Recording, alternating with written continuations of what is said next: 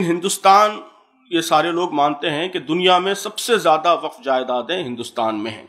ہندوستان کے بعد دوسرے نمبر پر ٹرکی ہے، جو بہت پیچھے ہے ہندوستان کے مقابلے۔ جو نمبر آف پراپرٹیز ہیں اس کے لحاظ سے نمبر 1 ساری دنیا میں وہ ہندوستان ہے۔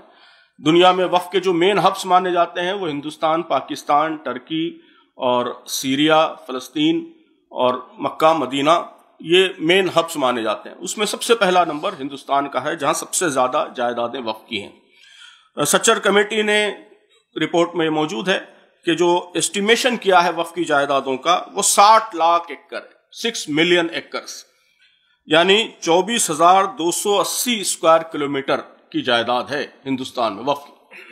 24,280 اسکوائر کلومیٹر، یہ کتنا بڑا رقبہ ہے آپ اندازہ اس سے لگا لیجئے کہ جو کیرلا ہے، کیرلا کا رقبہ 38,863 اسکوائر کلومیٹر ہے۔ 60 لاکھ ایکڑ اور 24,280 اسکوائر کلومیٹر، ظاہر ہے کہ بہت سی جائیدادیں تو ختم بھی ہو گئی ہیں۔ انہوں نے سچر کمیٹی کے زمانے میں جو ریکارڈز ان کے پاس اویلیبل تھے اس کی بنیاد پر اسٹیمیشن کیا ہے، تو کیرلا کا رقبہ 38,863 اسکوائر کلومیٹر ہے۔ پنجاب 50,000 اسکوائر کلومیٹر، یعنی تقریباً آدھا پنجاب یہ ہندوستان میں وقف کی جائیدادیں ہیں۔ اتنا بڑا ایریا، ایک پوری اسٹیٹ اس سے بن سکتا ہے۔ اور کہا جاتا ہے کہ ہندوستان میں سب سے زیادہ زمینیں وہ آرمڈ فورسز کے پاس ہیں، فوج کے پاس، اور دوسرے نمبر پر ریلوے ہے، اور تیسرے نمبر پر وقف ہے نمبر آف پراپرٹیز کے اعتبار سے۔ اور اس کی جو مارکیٹ ویلیو ہے وہ کہتے ہیں کہ 2 لاکھ کروڑ روپے ہے، 2 لاکھ کروڑ روپے، اور 20,000 کروڑ روپے سالانہ اس سے ریونیو جنریٹ کر سکتے ہیں۔ 20,000 کروڑ روپے سالانہ یہ ہندوستان میں کئی ریاستوں کا بجٹ نہیں، اسٹیٹ بجٹ، کئی ریاستوں کا، چھوٹی ریاستوں کا بجٹ 20,000 کروڑ روپے نہیں، بعض 5,000 کروڑ بجٹ والی ریاستیں بھی انڈیا میں موجود ہیں۔ تو آپ 20,000 کروڑ روپے سالانہ ریونیو جنریٹ کر سکتے ہیں۔ لیکن اس وقت جو ریونیو جنریٹ ہو رہا ہے وہ صرف 163 کروڑ روپے، کدھر 20,000 کروڑ اور کدھر 163 کروڑ، میں نے بہت ہی میگر اماؤنٹ اس کا آپ استعمال کر پا رہے ہیں۔ یہ سب کیوں ہے؟ تو آزادی کے بعد سے ہی اوقاف کو بہت ہی شدید چیلنجز درپیش ہوئے۔ یہاں کی خاص طور پر فرقہ پرست طاقتیں، جن کا ایک حصہ آزادی کے بعد سے ہی حکومت میں رہا ہے اور بہت ہی انفلوئنشل پوزیشنز پر رہا ہے، ان کی نگاہوں میں اوقاف ہمیشہ کھٹکتے رہے، اور سسٹمیٹک کوششیں آزادی کے بعد سے ہی شروع ہو گئیں کہ اوقاف کے اس پورے نظام کو ختم کر دیا جائے اور ان زمینوں کو ڈائریکٹ یا انڈائریکٹ طریقوں سے مسلمانوں کے قبضے سے نکال دیا جائے۔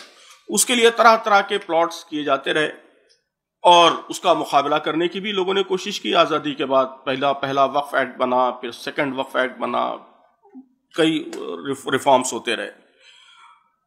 تو جو خطرات ہیں اس میں سب سے پہلا تو انکروچمنٹ ہے کہ وقف کی زمینوں پر قبضہ۔ سچر کمیٹی کہتی ہے کہ 2 طرح کا قبضہ ہے۔ ایک قبضہ تو یہ ہے کہ وقف کی زمینوں کا بہت بڑا حصہ ایسا ہے جو سرے سے اب غائب ہے، یعنی اب اس پہ وقف کا استحقاق باقی نہیں ہے، بلکہ اس پہ حکومت نے قبضہ کر لیا ہے، اور کمپنیز، پرائیویٹ پراپرٹیز ڈیولپ ہو گئی ہیں، ریزیڈینشیل کمپلیکسز ہیں، گورنمنٹ کے انسٹیٹیوشنز ہیں، مختلف چیزیں ڈیولپ ہو گئی ہیں، قبضے سے نکل چکی ہیں۔ اور دوسرا انکروچمنٹ یہ ہے کہ جائیدادوں کا بڑا حصہ ابھی وقف بورڈ کے پاس ہے آن پیپر، لیکن وہ بہت ہی کوڑیوں کے مول لیز پر دے دیا گیا ہے، اور اس سے کوئی آپ فائدہ اٹھانے کی پوزیشن میں نہیں ہے۔ جو لیز ملتا ہے کرایہ وہ بہت ہی نیگلیجبل ہے، ہونا نہ ہونا برابر ہے۔ تو یہ دونوں طرح کا انکروچمنٹ بہت بڑے پیمانے پر ہوا ہے۔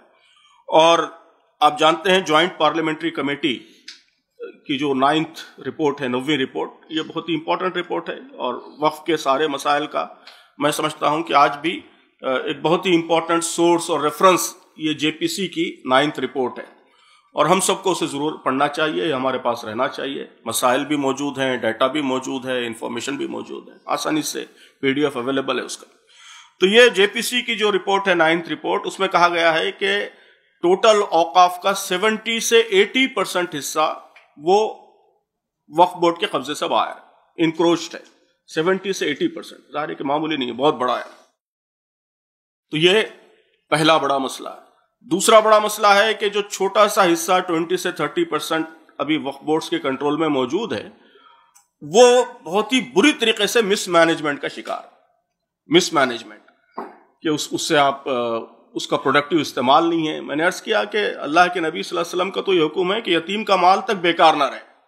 مال کو بیکار رکھنا، اس کو اسلام نے جتنا ڈسکریج کیا ہے کسی اور فلسفہ معیشت میں اتنا ڈسکریجمنٹ آپ کو نہیں ملے گا.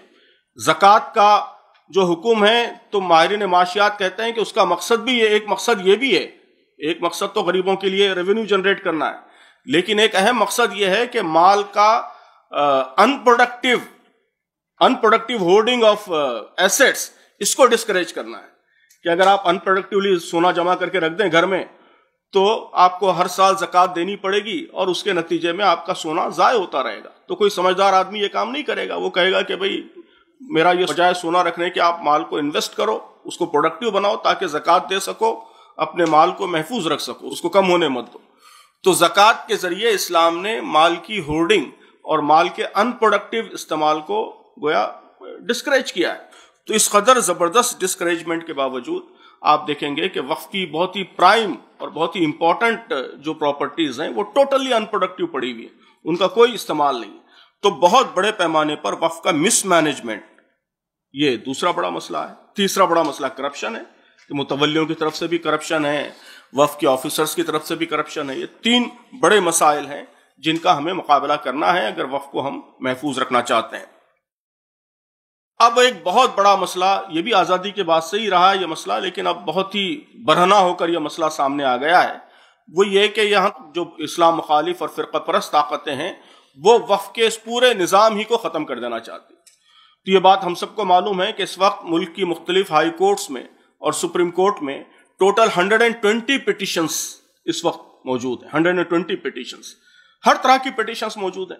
ایسی پٹیشنز بھی موجود ہیں جس میں کہا گیا ہے کہ وقف کے سارے پراپرٹیز کو گورنمنٹ ایکوائر کر لے. یہ وقف نہیں ہے بلکہ یہ مغل بادشاہوں کی، مسلمان بادشاہوں کے جو پبلک ٹریجری ہے اس کی پراپرٹی ہے، پبلک ٹریجری کی پراپرٹی ہے، پبلک پراپرٹی ہے. تو اب مغل حکومت ختم ہو گئی ہے، دوسری حکومت آ گئی ہے، تو پبلک پراپرٹی وہ حکومت کو منتقل ہو جانی چاہیے، سارے یہاں کی پبلک کی پراپرٹی بن جانی چاہیے. مسلمانوں کا اس پہ الگ سے استحقاق نہیں. اس طرح کی پٹیشنز بھی موجود ہیں. اور بعض پٹیشنز جو وقف ایکٹ 2013 ہے، امینڈمنٹ 2013 کا امینڈمنٹ اور 1995 کا ایکٹ، اس کو ریپیل کرنے کے لیے، اس کو ختم کرنے کے لیے ہیں.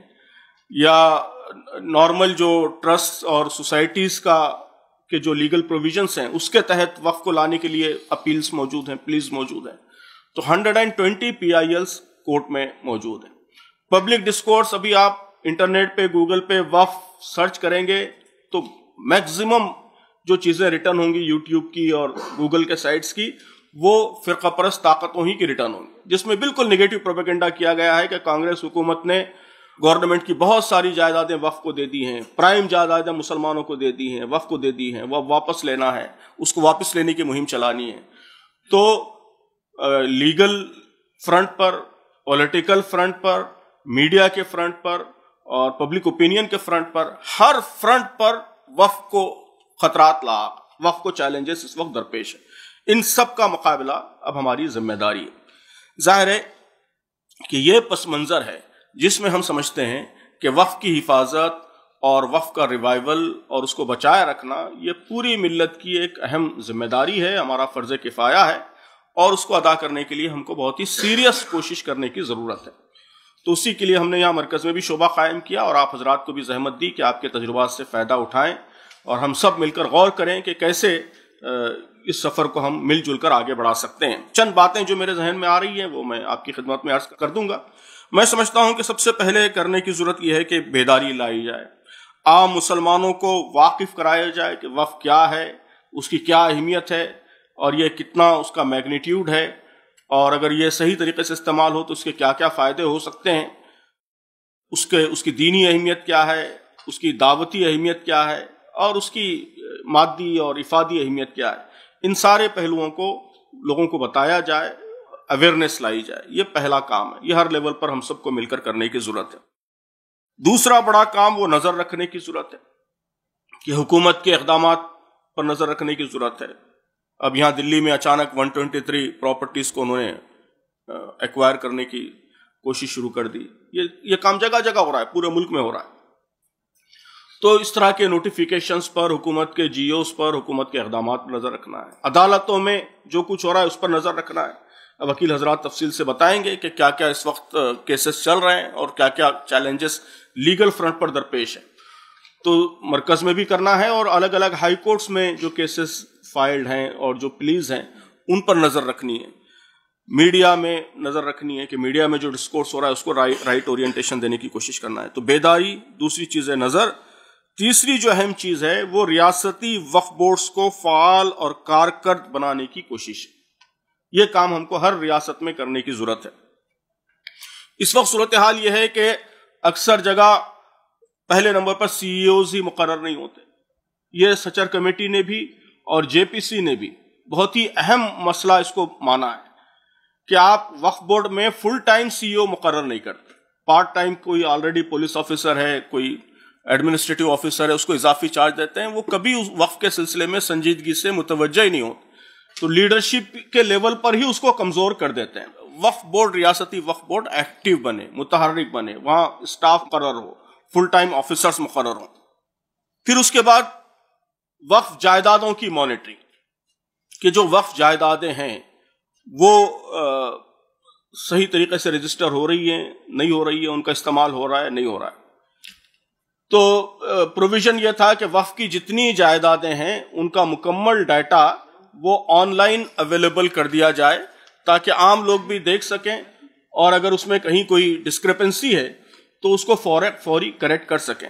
یہ ایک تحریک بن جانا چاہیے کہ جگہ جگہ اس کو لے کے مانیٹرنگ کی جائے, ریئل ٹائم مانیٹرنگ ہو کہ جو جائیدادیں موجود ہیں وہ وہاں شو کر رہی ہے, نہیں کر رہی ہے, اور اس کا صحیح فائدہ ہو رہا ہے, نہیں ہو رہا ہے, کس کو لیز دیا گیا ہے اور اس سے کیا فائدہ ہو رہا ہے.